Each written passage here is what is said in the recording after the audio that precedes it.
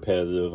I'm really busy during the week, so I don't meal prep for a whole week. I usually meal prep the day before, and typically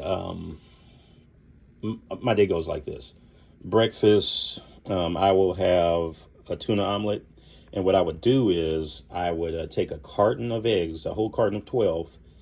I would use two whole eggs, and I would use the rest, all 10 egg whites. Now, I know you're going to have a lot of people out there say, oh, man, you got to eat the yolk. The yolk is great. Then you on the other side, you're going to have a lot of people say, oh, the yolk is full of cholesterol. Oh, you're going to like kill yourself. Well, look, I'm telling you what's working for me as far as being on a cut. That means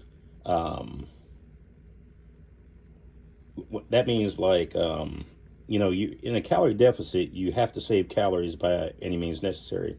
You have a ideal amount of calories you want to have in a day, and you can use a TDEE calculator, or macro calculator, just any of these calculators that can tell you what your body burns just by you like laying in bed all day, and then what your body just to maintain weight. And then you'll know, cutting 300 to 500 calories a day or whatever you cut, how much it would take to lose a pound a week. A pound is 3,500 calories. So like if your resting metabolic rate just to maintain your weight is 2,000 calories, and okay, that means you would need to burn, or limit your diet, and say 300 to 500 calories, just for math's sake. Let's just say 500 calories.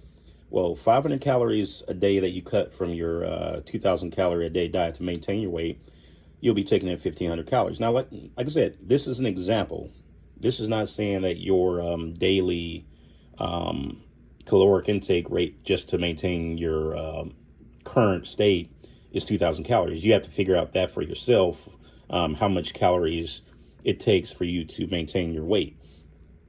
Now, but let's just say that you're going to cut 500 calories out of your 2,000 calorie a day suggested intake. 500 times 7 days, that's 3,500 calories, which equals a pound lost. Get it? Okay, so if you want to lose a pound of weight, and I do suggest losing fat slowly, because you lose fat, or you lose weight like fast. I don't know, we all want to lose like 5 pounds a week. I've been there before. I literally have had a meal plan to where I lost 5 pounds a week for 5.5 months straight. I'm not going to discuss that diet. I might discuss it in the future, but it wasn't sustainable, and I lost a lot of muscle. This diet right here is for me to maintain my muscle, because I'm taking in enough protein while limiting my carbohydrate intake, and mainly limiting my fat intake. Fat is, well, let's just say protein and carbs, they are 4 calories per gram. When you're looking at fat is 9 calories per gram. So it doesn't take much grams of fat to equal a whole bunch of excessive calories. And, when I was in the keto carnivore world, you had a lot of people champion, they would champion, eat however much you want, eat to satiety, they say.